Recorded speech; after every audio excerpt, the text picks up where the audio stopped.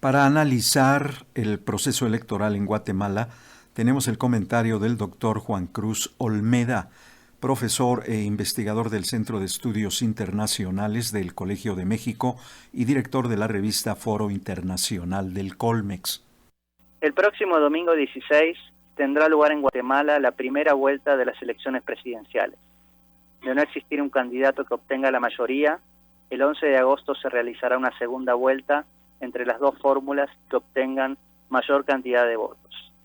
Este es el escenario más probable, dada la fragmentación del sistema partidario y la alta oferta electoral, pero que no será una excepción en la historia política reciente del país.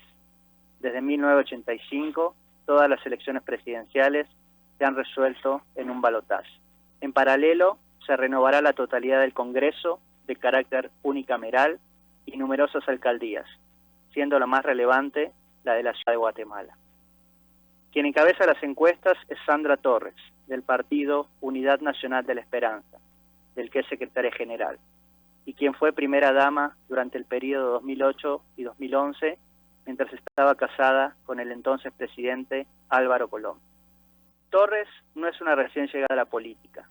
De hecho, en 2011 intentó presentarse como candidata luego de divorciarse de Colom, en lo que muchos catalogaron como una maniobra puramente instrumental, dado que la legislación guatemalteca prohíbe la candidatura de familiares de los mandatarios. En su momento, la polémica quedó saldada por la decisión de la justicia electoral de no permitir que Torres participara en las elecciones. En 2015, sin embargo, insistió en competir y esa vez pasó a la segunda vuelta junto con el actual presidente Jimmy Morales, pero perdió en dicha instancia. De acuerdo a diferentes sondeos, Torres no lograría una cantidad de votos suficientes para ganar en primera vuelta, pero es casi un hecho que será una de las contendientes en la segunda. Al momento, la mayor incertidumbre parece estar en quién la acompañará en dicha instancia. Alejandro Yamatei, del partido Fuerza, es quien aparece con más posibilidades. Yamatei tampoco es un novato en la política, y de hecho, esta es la cuarta elección presidencial en la que participa como candidato. Ha además ocupado diversos puestos en distintas áreas del gobierno. De hecho, fue su cargo como director del servicio penitenciario entre 2006 y 2008 el que lo hizo conocido, ya que durante dicho periodo quedó involucrado en la llamada Operación Pavo Real, que supuso retomar el control de un penal que estaba gobernado por los propios reclusos. Por dicha acción tuvo que enfrentar diversas acusaciones e incluso estuvo preso hasta ser absuelto, pero lo catapultó ante la opinión pública y le generó prestigio. Otro con chances de llegar a la segunda vuelta es Roberto Arzú, del partido Avanzada Nacional, y el hijo primogénito del expresidente y reiteradas veces alcalde de la ciudad de Guatemala, Álvaro Arzú Irigoyen, una figura emblemática de la política guatemalteca. A diferencia de los otros contendientes, Arzú no ha desarrollado una carrera política propia y es más conocido por su incursión en el negocio del fútbol y por haber sido parte del jet set local y un protagonista recurrente de la noche guatemalteca. Sus credenciales como empresario tampoco son tan sólidos. Su campaña se ha basado fundamentalmente en explotar la imagen de su padre y en formular una serie de propuestas populistas de carácter conservador. Por ejemplo, ha planteado la necesidad de utilizar al ejército para combatir al crimen e instaurar la pena de muerte. También ha propuesto que creará 1 millón de puestos de trabajo a partir de un programa de construcción de viviendas que sin embargo parece poco viable.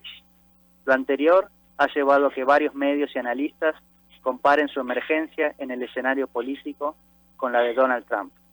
El último de los candidatos con chances de llegar a la segunda vuelta es Edmond Mulet, un ex diplomático y con una larga carrera tanto como representante del gobierno de Guatemala, así como en el rol de funcionario en las Naciones Unidas. Sin embargo, más que por quienes compiten, esta elección estará marcada por quienes no pueden hacerlo. La gran ausente en la contienda será Telma Aldana, ex fiscal general y que junto con la Comisión Internacional contra la Impunidad en Guatemala encabezó diferentes investigaciones que expusieron la corrupción tanto de la administración anterior como de la actual. De hecho, diferentes causas que impulsó dejaron en evidencia la vinculación del propio hijo y del hermano del presidente Morales en actividades ilícitas, lo que le valió el reconocimiento público, pero también la convirtió en una de las enemigas del presidente. Fue probablemente lo anterior lo que llevó a que cuando Aldana hiciera pública su intención de competir como candidata por el movimiento Semilla, se hicieran públicas diversas causas en su contra, que la llevaron a salir del país el 18 de marzo, dado que, según ha declarado en varias oportunidades, considera que su vida corre peligro y es objeto de una persecución por sus enfrentamientos con Morales. Fue en este marco en el que la Corte Constitucional declaró que no podría competir, un hecho interpretado por muchos como una muestra de la injerencia presidencial en el proceso electoral y del carácter autoritario del mandatario. La mala relación del presidente Morales con Aldana no puede entenderse por separado del enfrentamiento que éste ha mantenido en los últimos años con la CICIG, en el contexto de las investigaciones que involucran a miembros de su familia y que se tradujeron incluso en la solicitud de su propio desafuero. En una decisión sumamente criticada, Morales primero declaró persona non grata y luego impidió el ingreso al país del secretario general del organismo, Iván Velázquez. Luego anunció que el gobierno guatemalteco no renovaría la continuidad del organismo. Esto parece ser una vuelta irónica del destino, teniendo en cuenta que Morales, con un pasado en los medios, llegó a la presidencia como outsider con un discurso anticorrupción, en un clima de desasosiego frente a la clase política tradicional. Esto luego de la renuncia del presidente Otto Pérez Molina por diversos escándalos de corrupción que lo tienen en la cárcel esperando un juicio. Lamentablemente, sin importar quién sea el ganador, no está claro que la agenda anticorrupción vaya a ser una de las banderas del próximo gobierno. Para Radio Educación, Juan Cruz Olmeda, profesor investigador del Centro de Estudios Internacionales del Colegio de México.